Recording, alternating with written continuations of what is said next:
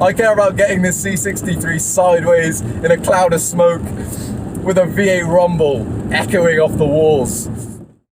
You alright, mate? Are you familiar with the W204 Mercedes C63? I've got one over there. What do you think, man?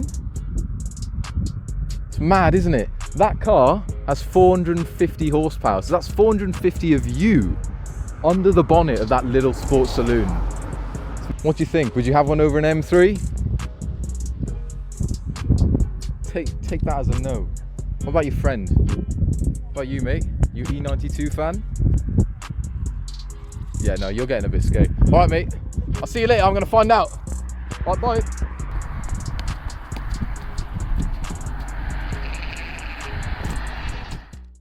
Okay, and here we are. We're in the C63 on some incredibly greasy December roads. And okay, I'll be honest, I didn't really understand the AMG thing. I didn't get the hype. Of course, I knew they were tire-slaying legends and they had big V8s making incredible noise.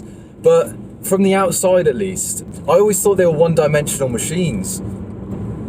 They're just capable of thrilling you when you first get in it. You hear the noise, you slide it around a bit, and that's it. But yeah, so I'm driving this C63 to see if I'm correct, to see if there's any more depth to this car than I first realised.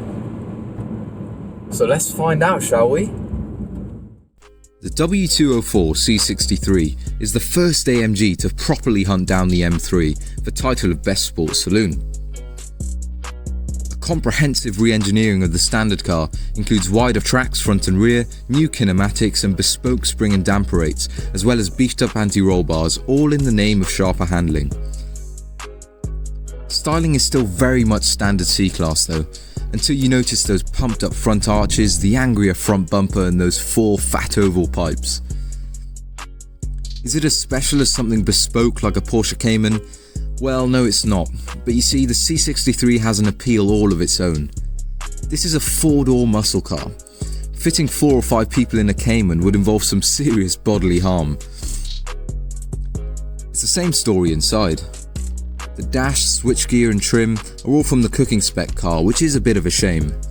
However, the important bits, the low mounted, heavily bolstered seat, the nicely sculpted wheel and the aluminium pedals all feel pretty much bang on and in the right place. And all these things, they hint at what's underneath. And that is a 6.2 litre M156 V8. And just sitting in this car, it puts you in the mood to really grab it by the scruff. It makes its intent known, which I really like. It's a thug, it's a muscle car, and you make no mistake about it.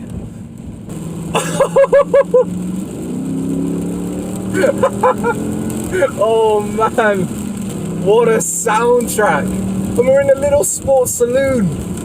450 horsepower, the same amount of torque as a Ferrari 599 with its 6 litre V12. I mean, what on earth is going on? And we've got 4 doors. It's a little German muscle car. Oh man, it really makes you smile.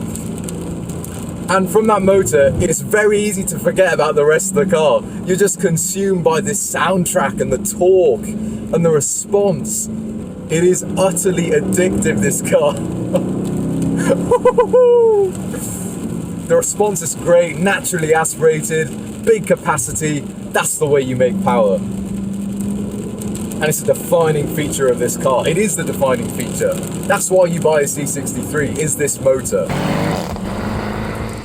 If you're enjoying watching me squeal like a girl in a small German saloon, please hit the like button and subscribe for more sports car drives, classic car reviews and track tests.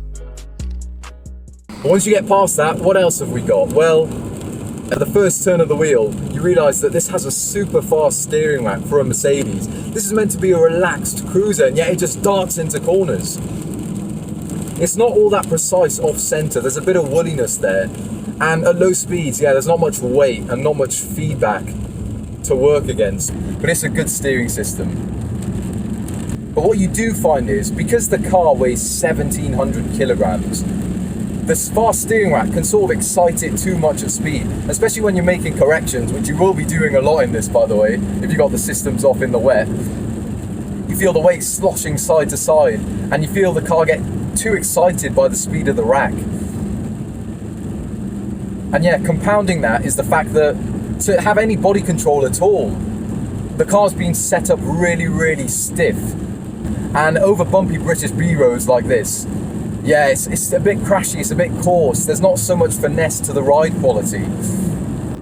And for me, this is a little bit confusing because, to me anyway, a Mercedes, a performance Mercedes as well, should be a car that's somewhat relaxing and normal to use in day-to-day use, which this really is, but the stiff ride quality just seems unnecessary. Because it'd make more sense to have this big bombastic engine, but with a cassetting ride to really differentiate this from the M3. Because that, let's be honest, is the sharp driving tool. It's the car that you take on track and really rag around, and that's better than this at the very limit. But again, I come back to that motor.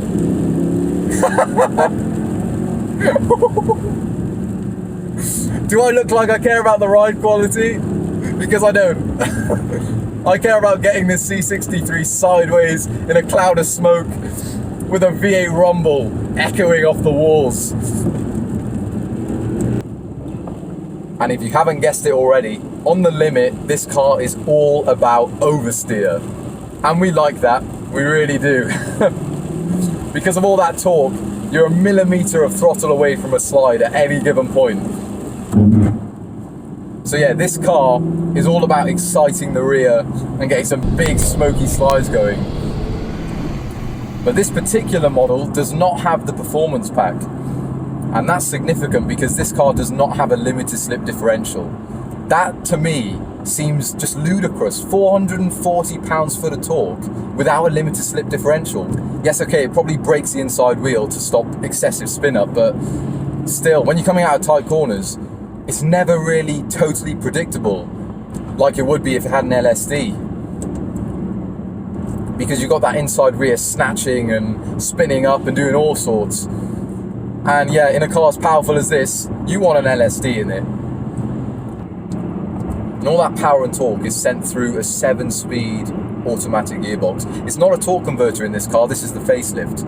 And the torque converter has been replaced with a set of clutch packs.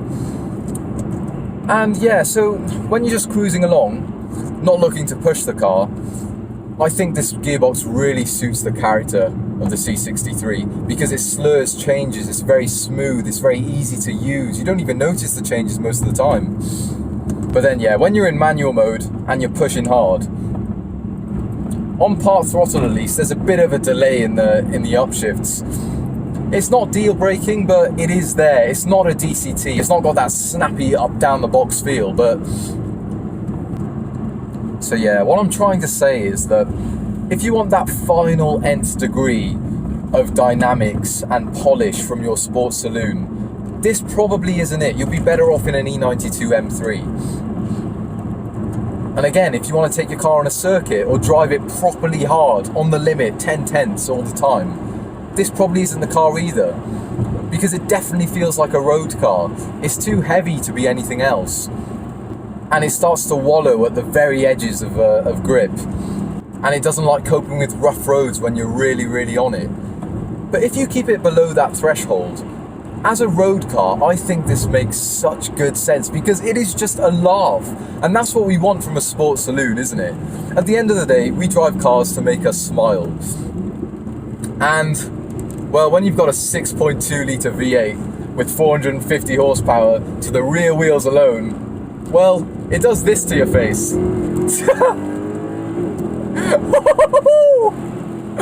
Jesus, it doesn't get old.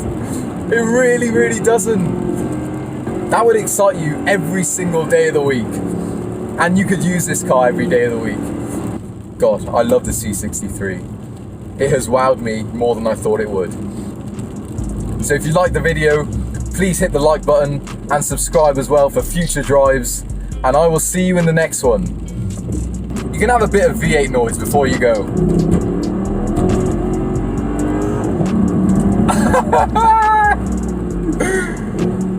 Ciao!